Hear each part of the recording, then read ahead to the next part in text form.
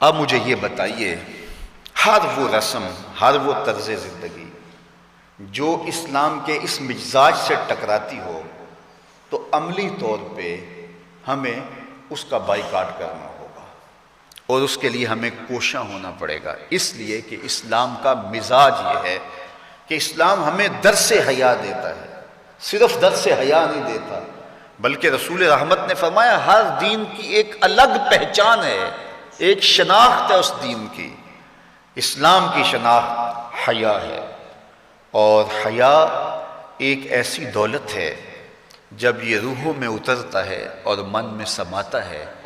تو اللہ تعالیٰ جل شانہ کی رحمتیں اس شخص کے اوپر نازل ہوتی ہیں۔ سب سے زیادہ اس کائنات میں حیا کرنے والے، حدیث پاک میں آتا ہے حضور علیہ السلام کواری لڑکی پردے میں جس طرح سمٹی ہوئی ہوتی ہے، فرمایا اس سے بھی زیادہ حیا کرنے والے تھے۔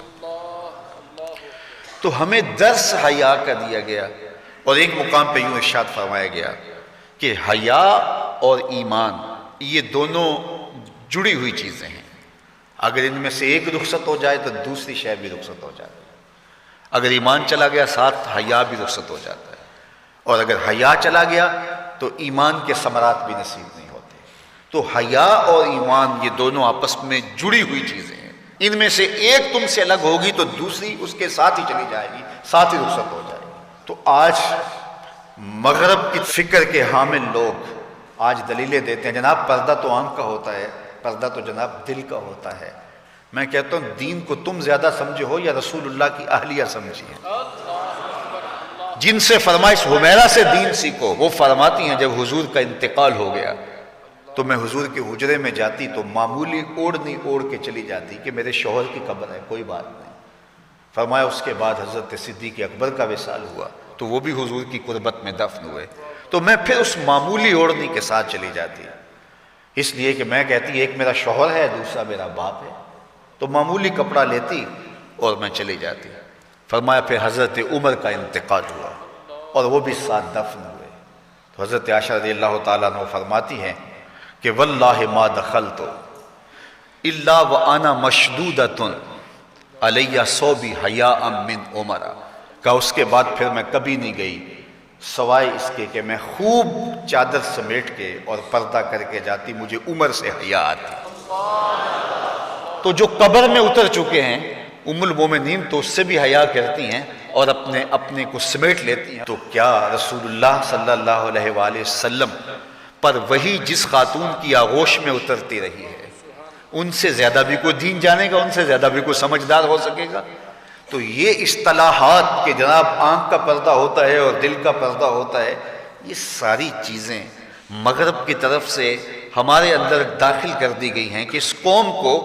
حیا کے جوہر سے خالی کر دیا جائے، چونکہ وہ جانتے ہیں کہ ان کے رسول نے فرمایا ہے حیا اور ایمان لازم و ملزوم ہیں، ان میں سے ایک رخصت ہوگا تو دوسری چیز بھی رخصت ہو جائے گی۔ تو یہ ان کو اگر کہا جائے کہ ایمان کو ترک کر دیا جائے تو یہ تو کبھی بھی نہیں کریں گے، تو لہٰذا طریقہ یہ ہے ان کو بے حیا کیا جائے۔ جب حیا کا جوہر لٹ جائے گا تو پھر نتیجہ کیا ہے؟ ایمان کے ثمرات بھی ان کو نصیب نہیں ہوں گے، ان کے نام پھر مسلمانوں والے رہ جائیں گے، لیکن ایمان جو روح کی گہرائیوں میں اتر کر کے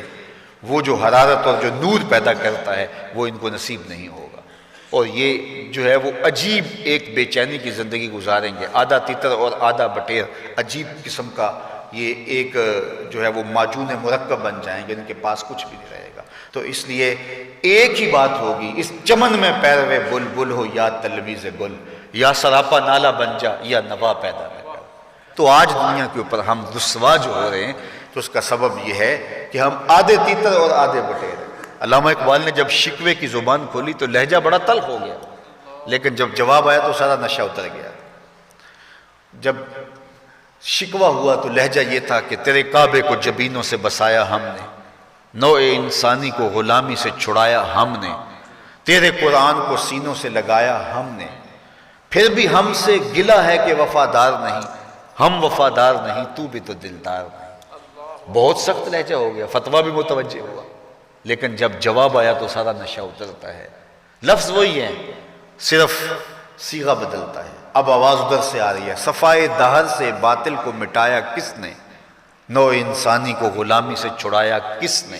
میرے کعبے کو جبینوں سے بسایا کس نے؟ میرے قرآن کو سینوں سے لگایا کس نے؟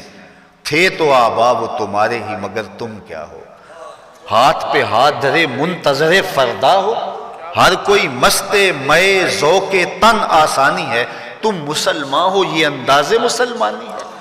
حیدری فقر ہے نئے دولت عثمانی ہے، تم کو اسلاف سے کیا نسبت روحانی ہے؟ وہ معزز تھے زمانے میں مسلمان ہو کر، ہم خار ہوئے تارک قرآن ہو